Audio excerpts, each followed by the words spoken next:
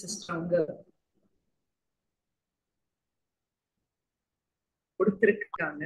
பாபா அவங்க மூலமா இந்த சேவை எனக்கு கொடுத்திருக்காங்க. அதற்கு சிஸ்டருக்கு மனமார்ந்த நன்றிகள். சிஸ்டர் கூட ரொம்ப இனிமைத்தன்மை வாய்ந்த சுபாவம் உடையவங்க, ரொம்ப தெளிவாக விஷயங்களை எடுத்து சொல்லக்கூடியவங்க, ரொம்ப ஒரு ஸ்பிரிச்சுவலி அட்ராக்டிவ் பர்சனாலிட்டி கொண்டவங்க. அப்பேற்பட்டவங்க எனக்கு இந்த சேவைக்கான வாய்ப்பு கொடுத்ததுக்கு அவங்களுக்கும் நான் நன்றி சொல்லிக்கிறேன். அழகர் சாமி brother was also coordinating with me. Thank you so much brother.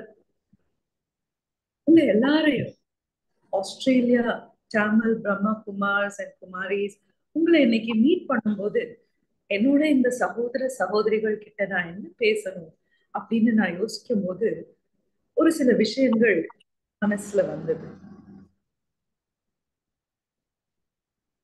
அந்த உலகத்தின் ஒரு மூலையில இருக்கக்கூடிய அந்த இடத்துல எத்தனை கடல் தாண்டி நீங்க அங்க இருந்தாலும் உங்களை எல்லாம் தேடுவதற்கு, கண்டுபிடிக்கிறதுக்கு, உங்களுக்கு எல்லாம் பாலனை செய்வதற்கு பாபா அங்க கேந்திரங்கள் ஓபன் செய்து தன்னுடைய குழந்தைகளை உங்களுக்கு பாலனை செய்யறதுக்காக, சேவை பண்றதுக்காக அங்க அமர்த்தி வைத்து உங்களுக்கு இவ்வளவு பாலனை கொடுக்கறாங்க அப்படின்னா நீங்க எல்லாரும் பாபாவுடைய கண்ணுல எவ்வளோ விசேஷமானவர்கள், பாபாவுடைய உள்ளத்துக்கு எவ்வளவு நெருக்கமானவங்க அப்படிங்கறத உணர முடிஞ்சது.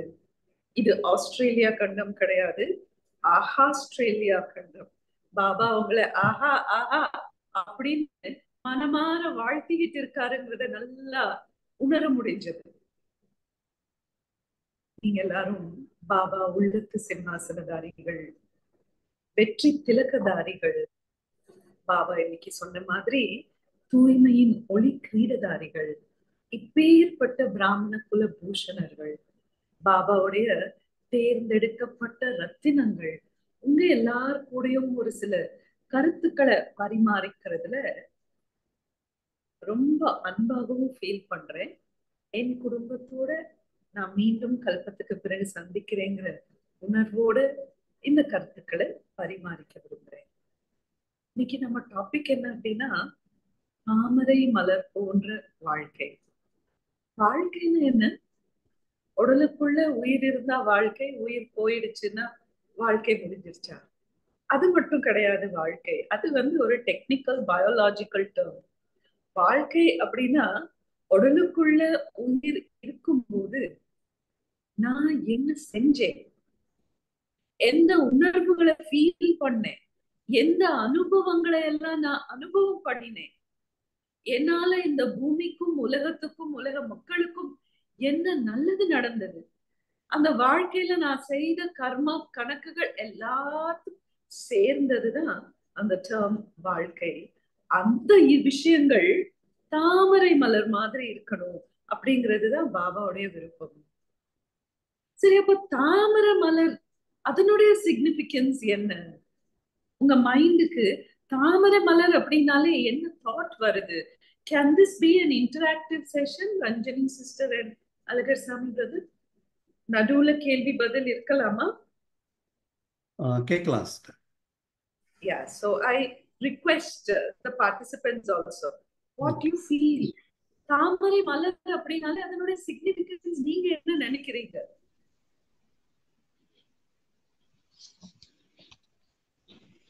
அது தூய்மை என்று நினைக்கிறோம். தாமரை மலர் என்றால் தூய்மை.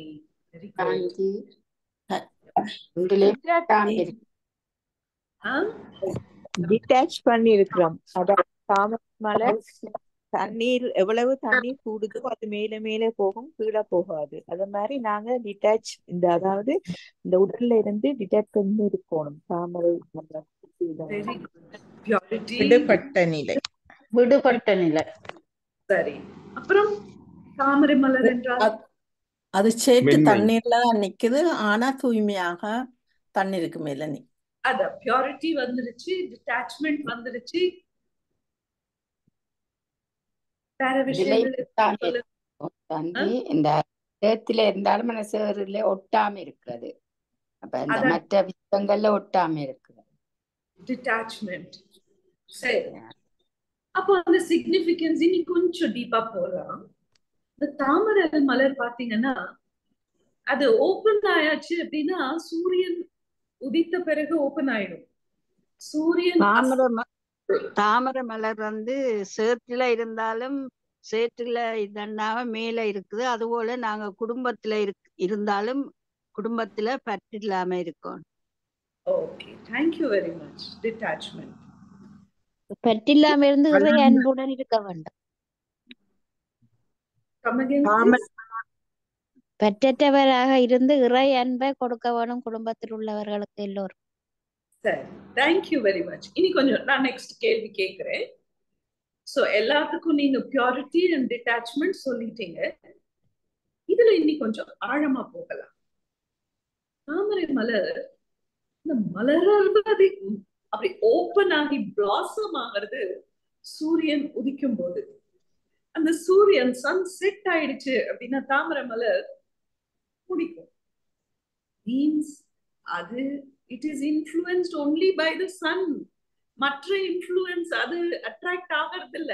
சன் செட் ஆன பிறகு கூட எவ்வளவு லேசர் பீம்ஸ், லைட்ஸ், அழகழகான அட்ராக்டிவ் லைட்ஸ் இருந்தாலும் அதெல்லாம் பார்க்கறதுக்கு தாமரை மலர் ஆசை வைக்கிறதும் இல்லை, அட்ராக்ட் ஆகிறதும் கிடையாது. அதே மாதிரி ஞான சூரியன் பாபாவோட இன்ஃப்ளூயன்ஸ்ல தான் எனது வாழ்க்கை இருக்கணும்.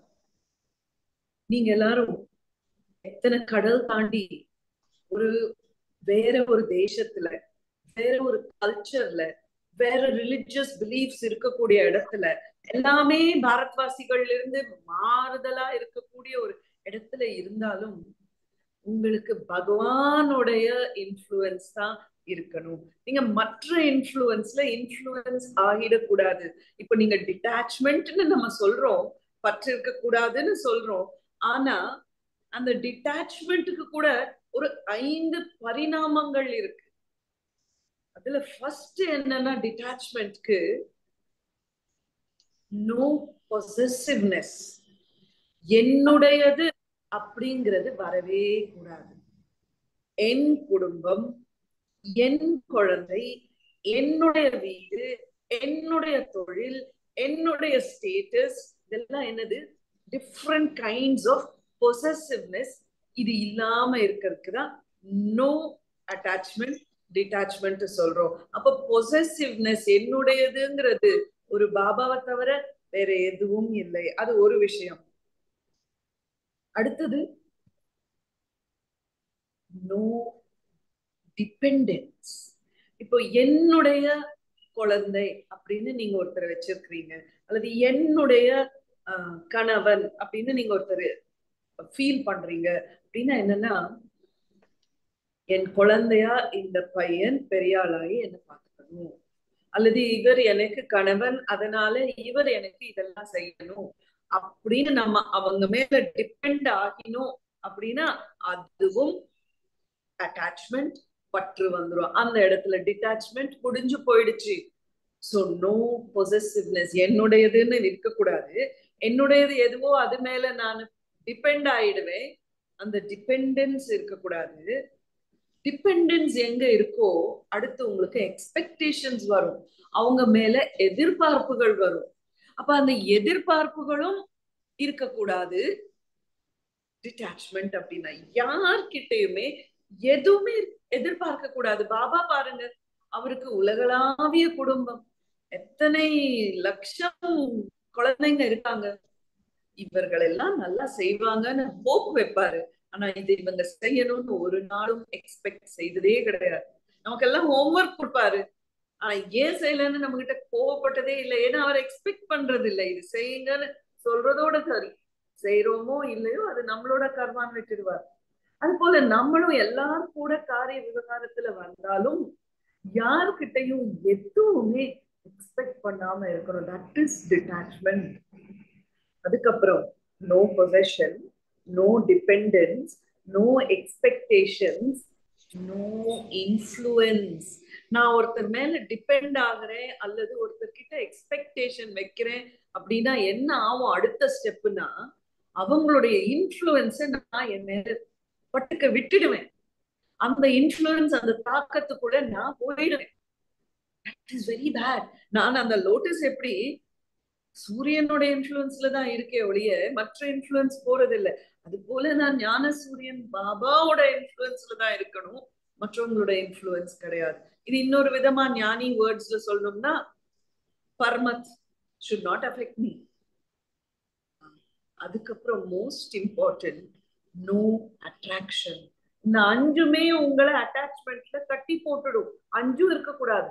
இவங்க ரொம்ப நல்லா பேசுறாங்களே, இவங்க ரொம்ப நல்லா பாடுறாங்களே, ஓ இவங்க சமைச்சா ரொம்ப நல்லா இருக்கும், எனக்கு இவங்க கம்பெனி ரொம்ப ரொம்ப பிடிக்குது, இவங்க என் கூட இருந்தா நல்லா இருக்குமே.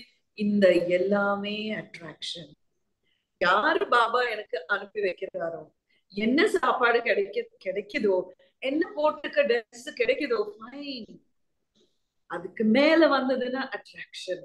அடிக்கடி ஒரு மனிதனுடைய தாட்டோ, ஒரு விஷயத்தினுடைய தாட்டோ வருது அப்படின்னா எங்கேயோ நான் அதுல அட்ராக்ட் ஆகி போயிருக்கேன். நீங்க சொல்லுங்க, உலக அழகி ஐஸ்வர்யா ராயும் இருக்காங்க, அவங்களுடைய ரசிகர்களும் இருக்காங்க. மதிப்பு யாருக்கு? ஐஸ்வர்யா ராய்க்கா, அவங்களுடைய ரசிகர்களுக்கா?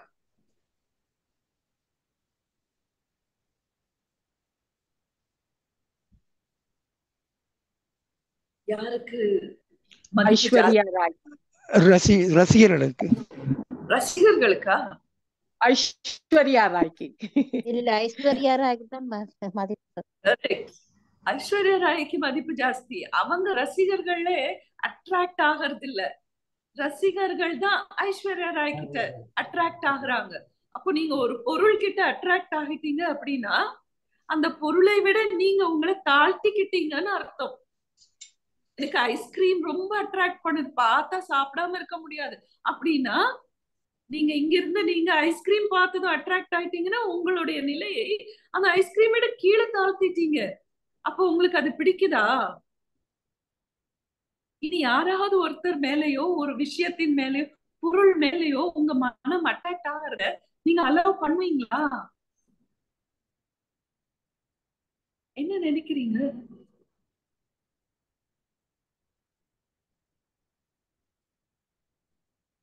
என்ன நினைக்கிறீங்க? அட்ராக்ட் ஆகிறது பிடிக்குதா? இல்லை.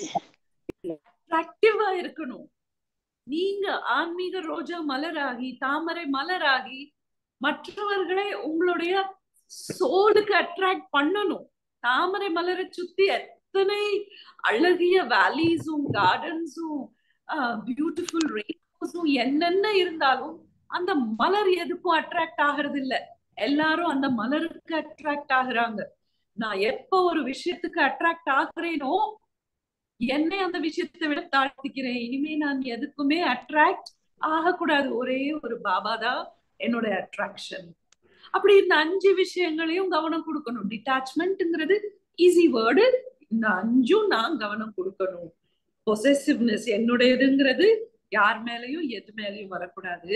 டிபெண்டன்ஸ்ங்கிறது யார் மேலையும் எது மேலையும் வரக்கூடாது. பாபா கிட்ட மட்டும் டிபெண்ட் ஆகுங்க. ஏன்னா அவர் உங்களை எப்பவுமே செல்ஃப் ரிலையண்டா வைப்பார். உங்களை யாருக்கும் டிபெண்டா ஆக்க மாட்டாங்க. வேற எந்த குருமார்களாகட்டும், எந்த ஒரு நம்பிக்கையாகட்டும், உங்களை அவங்களுக்கு அடிமையாக்கிடுவாங்க, depend ஆக்கிடுவாங்க.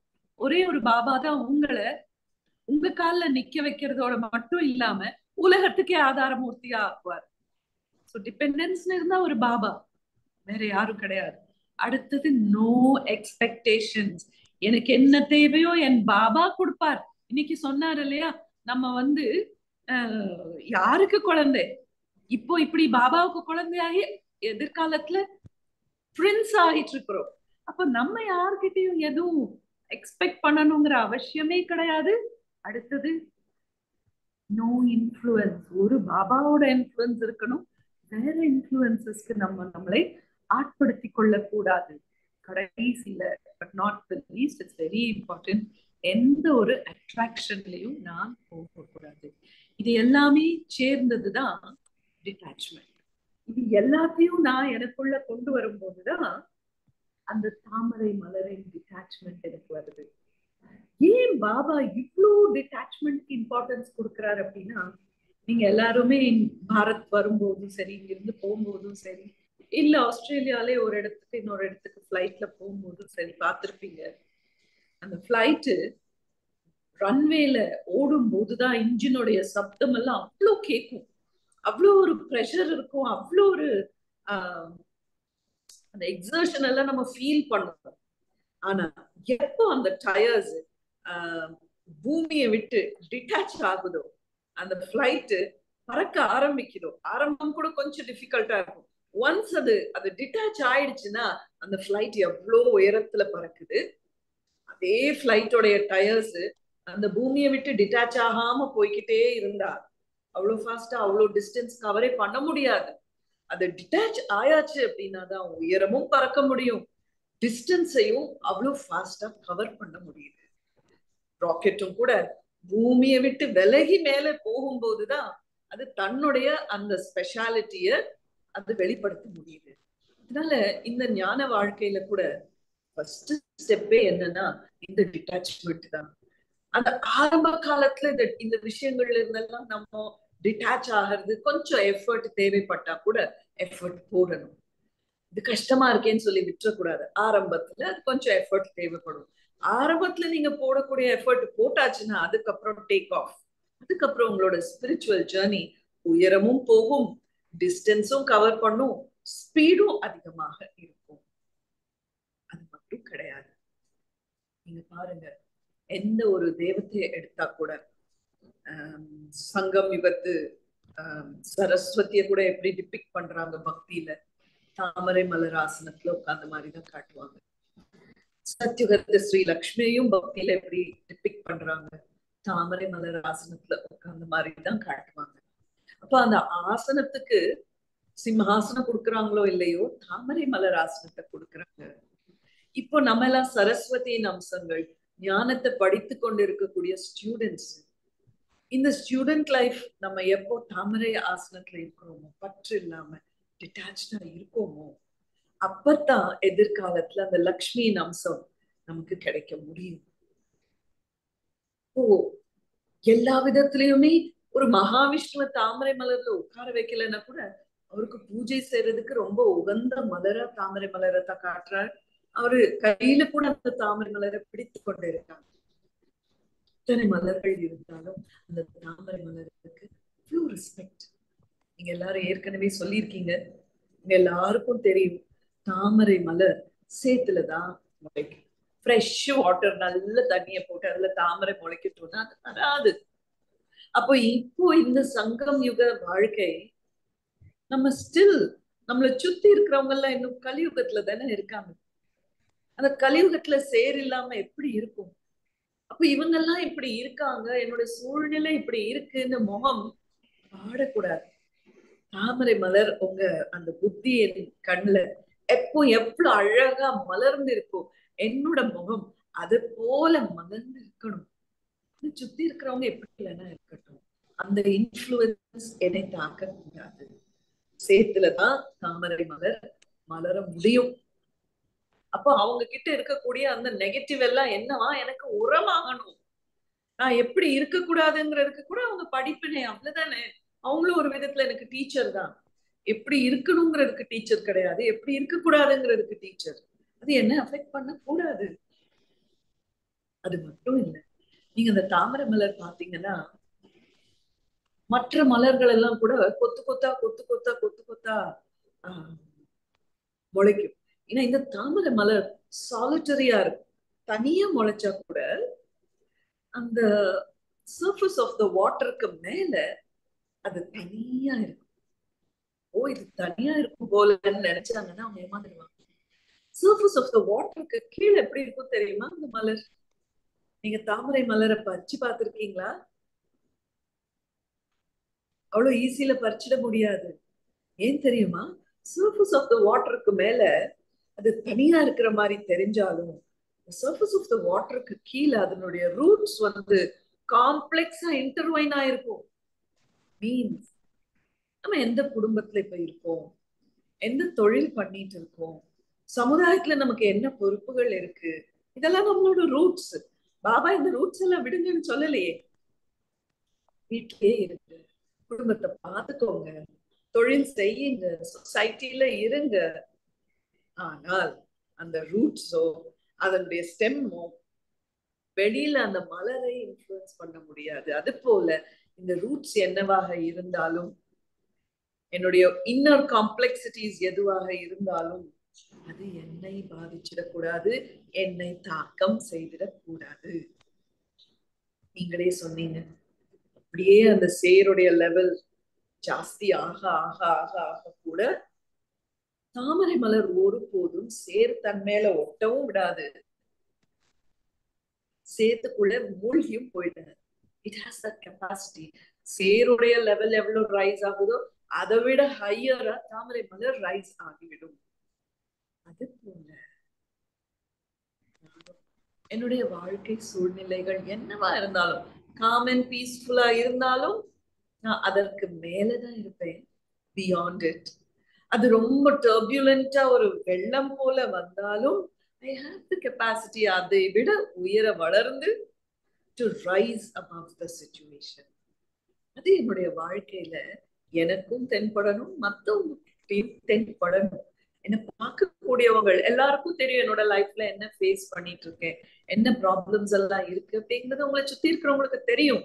But in spite of it, அதெல்லாம் இருந்தாலும் உங்க முகம் எப்படி இவ்வளோ வாட்டமே இல்லாம இவ்வளவு மலர்ந்து இருக்கு. There is some magic. இப்போ சிவானி பேன் கூட ஞானத்துக்கு எப்படி வந்தாங்க? ஆரம்பத்துல அவங்களுக்கு ஞானம் அவளுக்கு பிடிக்காதான். பிரம்மகுமாரிகள் அடிக்கடி அடிக்கடி வாங்க வாங்கன்னு கூப்பிடுவாங்க, எனக்கு வர பிடிக்காதுன்னு சொல்றாங்க. ஆனா அவங்க ஃபேமிலியில ஒரு பெரிய கிரைசிஸ் வந்தப்போ அவங்க அம்மா மட்டும், அப்பவே அவங்க பிகேவா இருந்திருக்காங்க, அவங்க அம்மா எவ்வளவு சிம்பிளா லைட்டா ஹேண்டில் பண்ணாங்க. எதுவுமே அலட்டிக்கல, எதுவுமே பதட்டப்படல. இது பார்த்துதான் சிவானி பேனுக்கு ஒரு ஒரு கியூரியாசிட்டி, இவங்க இங்க என்ன சொல்லி கொடுக்குறாங்கன்னு தெரிஞ்சுக்கணும், எப்படி எங்க அம்மாவால அந்த மாதிரி இருக்க முடியுது. அது மாதிரி இது நம்ம வாழ்க்கை மூலமா சேவை பண்றதுக்கு கூட இது ரொம்ப பெரிய ஒரு ஹெல்ப்பாக இருக்கும். சேரி எவ்வளவு உயர்ந்தாலும் நான் அதை விட உயர்ந்து இருக்கணும், டு ரைஸ் above it. அப்புறம் தாமரை மலர் ஒரு விஷயம் பியூரிட்டிக்கு சொல்றோம். ஏன் அப்படின்னா சேத்துல வளர்ந்தாலும் சேரு தன் மேல அழுக்காக்கிது, அது விடாது. அதுக்குள்ள என்ன சுத்தி இருக்கிறவங்க இம்பியூர் சோல்ஸா இருக்கலாம், விகாரி சோல்ஸா இருக்கலாம், லஸ்ட்ஃபுல்லா இருக்கலாம், இல்ல டிஸானஸ்டா இருக்கலாம். அவங்க என்ன வேணா நெகட்டிவிட்டி இம்பியூரிட்டி அவங்க கிட்ட இருக்கட்டும், நானாக இருக்கிறதுக்கு தான் முயற்சி பண்ணணுமே ஒழிய நான் அவங்களாக மாறிட வேண்டியது கிடையாது. நானாக எப்படி இருக்கிறதுன்னா ஸ்வ சிந்தனை, ஸ்வதர்ஷன். பாபா சொல்ற ஸ்வதர்ஷன் சக்கரம் சுத்திக்கிட்டே இருக்கும் போது, எப்படி ஒரு பஸ் டயர் சுத்திட்டே இருக்கு அப்படின்னா அந்த பஸ் மேல வந்து அழுக்கு விழுகாது. என்னைக்கு அந்த டயர் சுத்துறது ஸ்டாப் ஆயிடுச்சோ பஸ் நின்னுடும், அது கிளப்பி விட்ட புழுதியெல்லாம் அது மேலேயே வந்து ஒட்டிடும். அப்போ இன்னர் சேர்னிங் இருந்துட்டே இருந்ததுன்னா ஸ்வதர்ஷன்ல நான் என்னுடைய அனாதி ரூபம், ஆதி ரூபம், என்னுடைய பூஜ்ய ஸ்வரூபம், என்னுடைய சர்வோத்தம பிராமண ஸ்வரூபம், பரிஷ்டா ஸ்வரூபம், இதுதான் என்னுடைய புத்தியில சுத்திக்கிட்டு இருக்கணும். அப்ப அவங்களுடைய சக்கரம், மாயாவோட சக்கரம், அது என் மேல அழுக்கு படுத்திடாது. பாருங்க, இப்ப ஒயிட் ட்ரெஸ் தான் போட்டிருக்கோம் நம்ம, நான் வெளியே எங்கேயுமே போகல, அழுக்குல போய் உருளல, பட் ஸ்டில் நைட் ஆனா என்ன ஆயிடுது, இந்த ட்ரெஸ்ஸுக்கு கூட ஈவன் காத்துல இருக்கிற கிருமிகள் கூட அது அழுக்காக்கிடும். அப்ப என்ன ஆனாலும் ஒரு நாள் போட்டாச்சுன்னா அதை அலசிடுறோம் நம்ம. அது போல ஃபுல் டே நான் வாழ்ந்தாச்சு, நான் எவ்வளவு மார்னிங் அமிர்த் வேலா செய்துட்டேன், நும்மா ஷாம் செய்துட்டேன், டிராபிக் கண்ட்ரோல் எல்லாம் செய்துட்டேன், இருந்தாலும் நைட் படுக்க முன்னாடி யோகா செய்து ஸ்வதர்ஷன் சக்கரத்தை சுத்திட்டு தன்னையே ஒரு அந்த 5 உயர்ந்த நிலைகள்ல பார்த்துட்டு அப்படி படுக்கும் போதுதான் என்ன ஆகுது, நம்மளுடைய அந்த சூக்ஷ்ம பாடி கிளீன் ஆயிடுது. கண்டிப்பா அதை செய்யணும். அதுதான் பியூரிட்டின்னு சொல்றாங்க. அந்த தாமரை மலர்னுடைய பியூரிட்டிய பத்தி சொல்றாங்க. இந்த தாமரை மலர் மேல ஒரு லக்ஷ்மி உட்கார வச்சாலும் சரி, சரஸ்வதி உட்கார வச்சாலும் சரி, அப்ப கூட அந்த மலர் எப்படி இருக்கு, மலர்ந்த முகமா இருக்கு. அது இவ்வளவு வெயிட் ஆச்சேன்னு வில்ட் ஆகிறது கிடையாது. அப்போ லைட்னஸ் கூட அந்த தாமரை மலர்னுடைய ஒரு ஒரு தன்மை இருக்கு. அதே மாதிரி என்னோட லைஃப்ல எத்தனை விஷயங்கள் நடந்தாலும், எத்தனை சேலஞ்சஸ் நான் ஃபேஸ் பண்ணினாலும், அந்த லைட்னஸ் நான் இழந்துடக்கூடாது. அந்த லைட்னஸ் எப்போ நான் தக்க வச்சுக்க முடியும் அப்படின்னா, நான் தாமரை மலர் போல அதிலிருந்து rise above the situation, then I can remain light. ஒரு கொஞ்சமாவது அந்த சேர் மேல பட ஆரம்பிச்சிருச்சுன்னா கொஞ்சம் கொஞ்சமா I will be drowning in the situation. அதை விடக்கூடாது. அந்த லைட்னஸ் எதிர்காலத்துல நம்ம தேவதைகளா ஆயிட்டு இருக்கோம். அந்த தேவதா ஸ்வரூபத்தினுடைய ஒரு ஸ்பெஷாலிட்டி என்னன்னா, எப்பவுமே லைட்டா இருப்பாங்க, எப்பவுமே மலர்ந்த முகத்தோட இருப்பாங்க. இப்போ இந்த ஒரு விஷயம் தாமரை, it helps me to smile. And I'm detached. எல்லாத்தையும் நான் டிட்டாச் ஆகிறதுக்கு பேசிஸ் என்னன்னா, ஃபர்ஸ்ட் டிட்டாச்மெண்ட் பாடியில இருந்து டிட்டாச் சோல். அப்பதான் எனக்கு பாபா கிட்ட அட்டாச் ஆக முடியும். நான் இதை விடணும்னா வேற ஒரு விஷயத்தின் அட்டாச்மெண்ட் தேவை. அப்போ நான் டிட்டாச்மெண்ட் தாமரை மலர் மாதிரி ஆகணும்னா பாபா கிட்ட அட்டாச் ஆகணும். பாபா கிட்ட நம்ம எப்படி அட்டாச் ஆகிறது? பாடியில இருந்து டிட்டாச் ஆகும்போது பாபா கிட்ட அட்டாச் ஆகலாம். அதுக்கப்புறம் எத்தனை விஷயங்கள் இருக்கும். பாடி கிட்ட டிட்டாச் ஆயாச்சு, நான் சோல்னு நினைச்சாலும் என்னுடைய அட்ராக்ஷனோ அல்லது வேற என்ன சொல்றது, ரிலேஷன்ஷிப்ஸோ பாண்டேஜஸோ பிடிச்சு இழுத்துக்கிட்டே இருந்ததுன்னா at one point of time மறுபடியும் இங்கே வந்துடுவோம். ஸோ பாடியில இருந்து டிட்டாச் ஆயாச்சு, பாபா கிடைச்சிட்டாரு. அடுத்து ஒரு விஷயமா கட் பண்ணணும். எப்போ நீங்க யோகா பண்ண முன்னாடி ஒரு விஷயமா டிட்டாச் ஆயிட்டு அதுக்கப்புறம் யோகா பண்ணீங்கன்னா பாபா கிட்ட அப்படி உங்க புத்தி அட்டாச் ஆகுது, நீங்களே அனுபவம் பண்ணலாம். பாருங்க.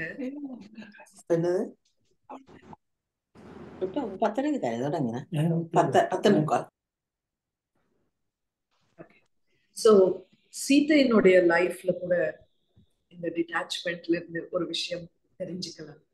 She had Rama with her in the hermitage. சரி, அவதான் சீதைகள். ராமர் சிவ் பாபா, நமக்கு பாபாவோட கம்பானியன்ஷிப் இருக்கு, ஹாப்பியா இருக்கலாம். ஆனா இப்படி அப்படி பார்க்கும்போது என்ன ஆயிடுது, கோல்டன் டியர் மேல அட்ராக்ஷன் வந்துருது சீதைக்கு. அப்ப என்ன ஆயிடுது, ராமர் கிட்ட எனக்கு அது வேணும்னு கேக்குறாங்க.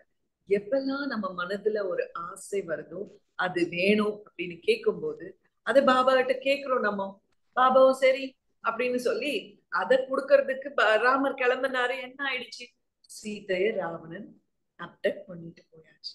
அது போலவே எப்போ இந்த ஞானி வாழ்க்கையில பாபா இருக்காரு, எனக்கு எல்லா உலகமே கிடைச்சிச்சுன்னு இருந்தீங்கன்னா யூ ஆர் சேஃப். ஆனா உலக விஷயங்கள் மேல அட்ராக்ஷன் வந்துடுச்சு அப்படின்னா ஒரு விஷயத்தின் மேல நீங்க அட்ராக்ட் ஆக ஆக ஆக இருக்கிற பாபா கிட்ட இருந்து என்ன ஆயிடுவீங்க, டிட்டாச் ஆயிட்டே இருப்பீங்க. சோ இந்த அட்டாச்மெண்ட் டிட்டாச்மெண்ட்டுக்குள்ள இருக்கிறது ரொம்ப சட்டிலான விஷயங்கள், சூக்ஷ்மமா வரும். ஸ்தூலமா எதுவுமே உங்களுக்கும் பாபாவுக்கும் நடுவுல இல்லை. அட்ராக்ட் ஆயாச்சுன்னா சூக்ஷ்மமா உங்களுக்கும் பாபாவுக்கும் நடுவுல அந்த பொருள் வந்துடும். அந்த அட்ராக்ஷன்ஸ் என்னென்ன இருக்கு செக் பண்ணி கிளியர் பண்ணிடணும். யாருடைய இன்ஃப்ளூயன்ஸ் எல்லாம் எனக்கு வருது. இப்ப உங்க கசின் ரொம்ப நல்லா சம்பாதிக்கிறாங்க, ஜெலசி கூட ஒரு விதமான அட்ராக்ஷன் தான். அவங்க ரொம்ப நல்லா சம்பாதிக்கிறாங்க, அப்ப சம்பாதிக்கிறதுங்கிற ஒரு அட்ராக்ஷன் வந்துருக்குல, உலகியல் சம்பாத்தியம் மேல, அதுதானே ஜெலசிக்கு விதை ஆயிடுது. அப்ப என்ன ஆயிடுது, நானும் அவங்க மாதிரி சம்பாதிக்கணும், உலகியல் சம்பாத்தியத்துல போயிட்டீங்கன்னா அதுவும் என்ன ஆயிடுது, உங்களுக்கும் பாபாவுக்கும் நடுவுல சூக்ஷ்மமான ஒரு திரை ஆயிடுது. எந்த அட்ராக்ஷனும் இருக்கக்கூடாது. இந்த அட்ராக்ஷன்ஸ எதுக்கெல்லாம் நான் அட்ராக்ட் ஆயிருக்கேன் அப்படிங்கறத செக் பண்றது கூட ரொம்ப சூக்ஷ்மமான விஷயம். எந்தெந்த விஷயங்களுக்கு நான் அட்ராக்ட் ஆகியிருக்கேன், பாபான்னு நான் நினைக்கும் போது பாபா தாட்டை விட்டு மற்ற விஷயங்களுக்கு எதெல்லாம் என்னை இழுக்குதோ அதெல்லாமே சூக்ஷ்மமான அட்ராக்ஷன்ஸ். எப்படி அந்த அட்ராக்ஷன்ஸ்ல இருந்து நான் விடுபடுவது, நம்மள நாமே கேள்வி கேட்கணும். இது சதா காலத்துக்கும் என் கூட வர முடியுமா?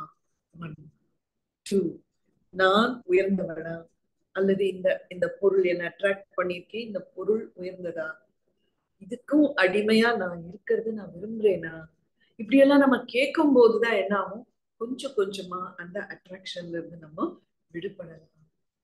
அப்போ டிட்டாச்ட் லைஃப், தாமரை மலர் போன்ற வாழ்க்கை அப்படின்னா செய்ய வேண்டிய கர்மா ரொம்ப ஸ்ட்ராங்கா கிரவுண்டடா செய்யணும்.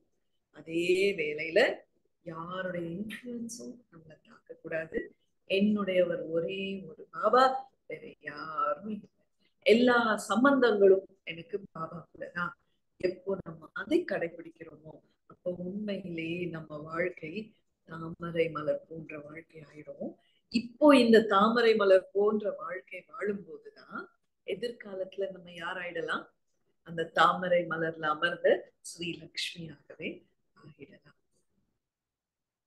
வேற கேள்விகள் ஏதான இருந்ததுன்னா கேட்கலாம், இல்லைன்னா மெடிடேஷன் பண்ணலாம். யாருக்காவது கேள்வி கேட்கணும்னா அன்மியூட் பண்ணிட்டு கேள்வி கேளுங்க.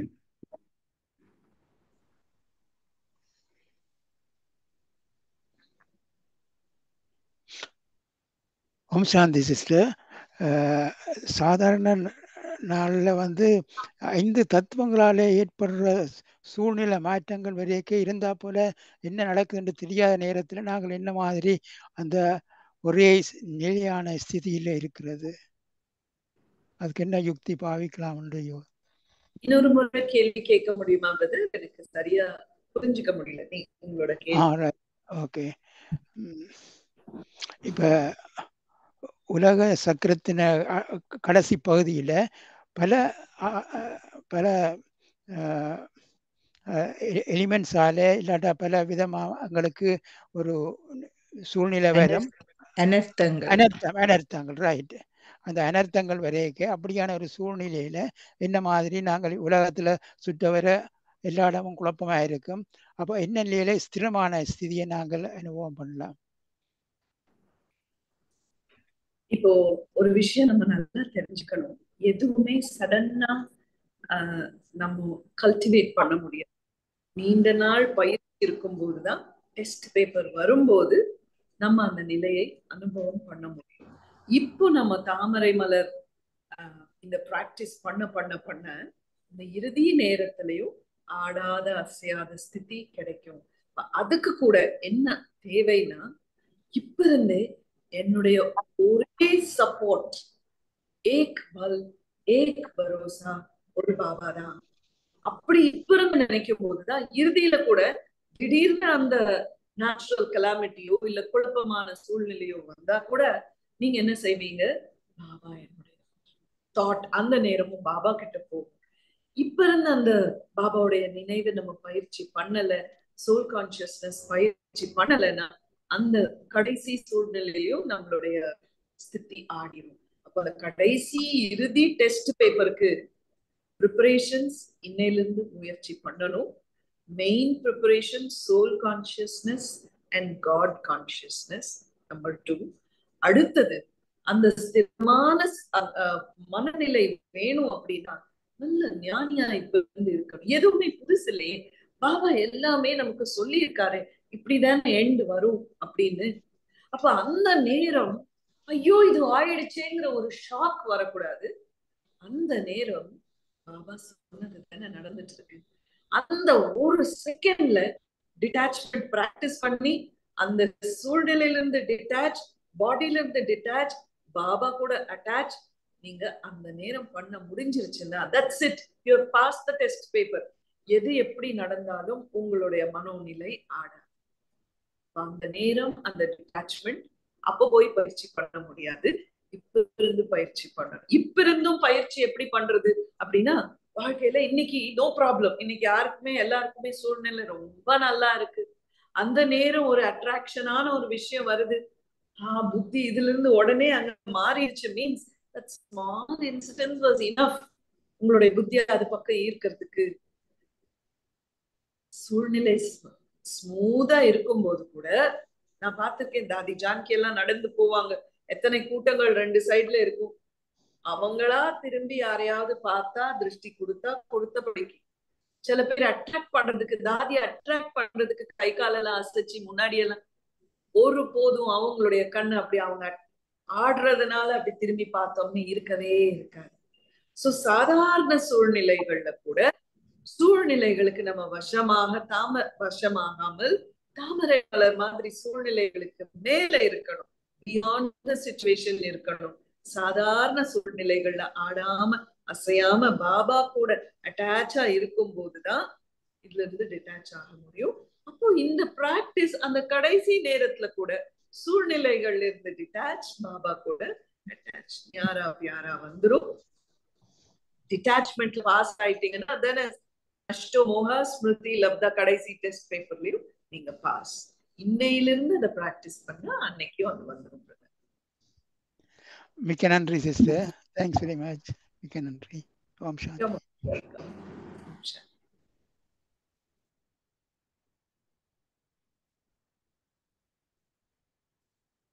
வேற ஏதாவது கேள்வி இருக்கா?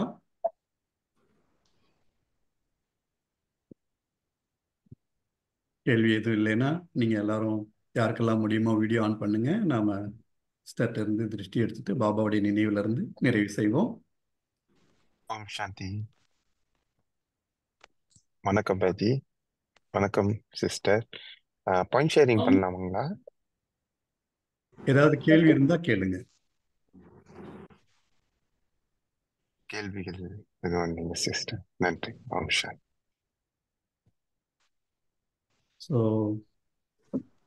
எனக்கு ஒரு விஷயம் ஞாபகத்துக்கு வருது.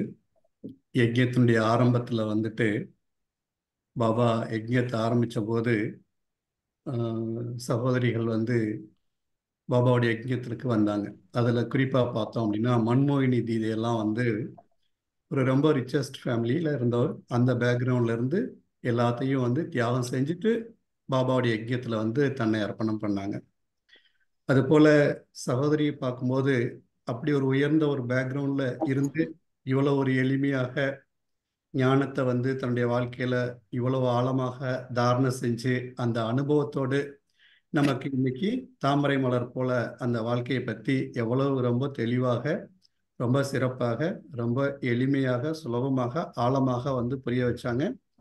ஸோ அவங்களுடைய இந்த அனுபவம் நிறைந்த வார்த்தைகள்லேருந்து தெரியுது அவங்க எந்த அளவுக்கு விடுபட்ட நிலையில் இருக்காங்க அப்படின்னு சொல்லிட்டு. நமக்கெல்லாம் கூட நம்ம விடுபட்ட நிலையை அனுபவம் பண்ணணும் அப்படின்னு தெரியும். ஆனால் அந்த விடுபட்ட நிலை எதையெல்லாம் பாதிக்கக்கூடியதாக இருக்குது அப்படிங்கிறத அந்த possessiveness, dependency, expectation, influence, attraction இவ்வளவு சூக்ஷ்மமாக நமக்கு புரிய வச்சு நாம் தாமரை மலர் போல ஒரு எளிமையாக, தூய்மையாக, விடுபட்ட நிலையில் வாழணும் அப்படிங்கிறதுக்கு நமக்கு ஆழமான கருத்துக்களை நல்ல விதத்தில் புரிய வச்சாங்க. ஸோ சகோதரி அவர்களுக்கு ரொம்ப ரொம்ப நன்றி.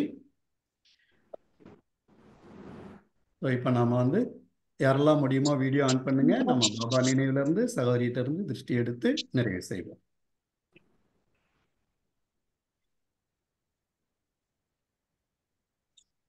நீங்க மியூசிக் ப்ளே பண்றீங்களா? Shall I play? Music play பண்ணுமா சிஸ்டர்? ஓகே.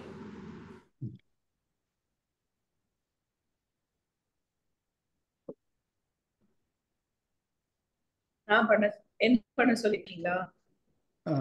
ஓகே, நீங்க பண்ணனும் கூட பண்ணுங்க சிஸ்டர். No problem. நீங்க பண்றீங்கன்னா நீங்களே ப்ளே பண்ணுங்க. ஓகே சிஸ்டர், நான் இந்த சாங்கே ப்ளே பண்றேன்.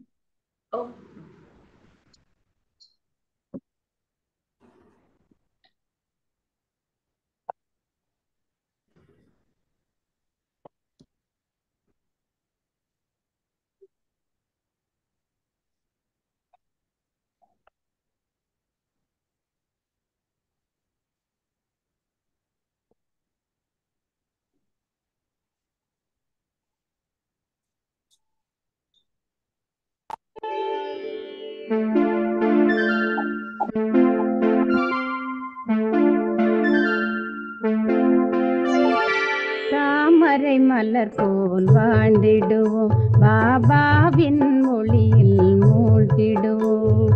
தாமரை மலர் போல் வாழ்ந்திடுவோம், பாபாவின் மொழியில் மூழ்கிடுவோம். சிவசக்திகளாய் அவர் சேவை செய்வோம், சிவசக்திகளாய் அவர் சேவை செய்வோம். பாங்காகவே வாழ் தாமரை மலர் போல் வாழ்ந்திடுவோம் பாபாவின் மொழியில் மூழ்கிடுவோம்.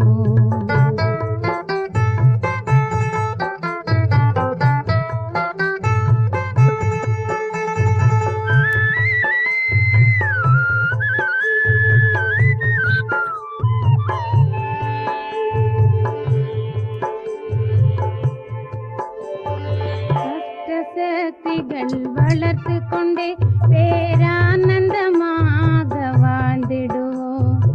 அஷ்ட சக்திகள் வளர்த்து கொண்டே பேரானந்தமாக வாழ்ந்திடுவோம்.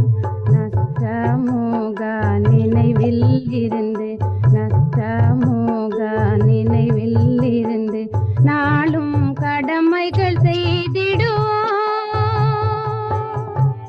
தாமரை மலர் போல் வாழ்ந்திடுவோம் பாபாவின் மொழியில் மூழ்கிடுவோம்.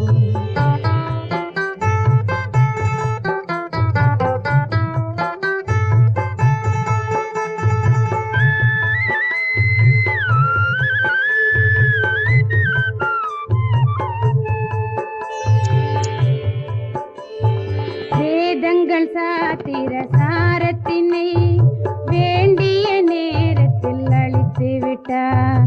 வேதங்கள் சாத்திர சாரத்தினை வேண்டிய நேரத்தில் அழித்து விட்டார். வேதங்கள் இன்று ஆத்மா என்று வேதங்கள் இன்று ஆத்மா என்று அனைவரும் உணர்ந்து நினைவு செய்வோம்.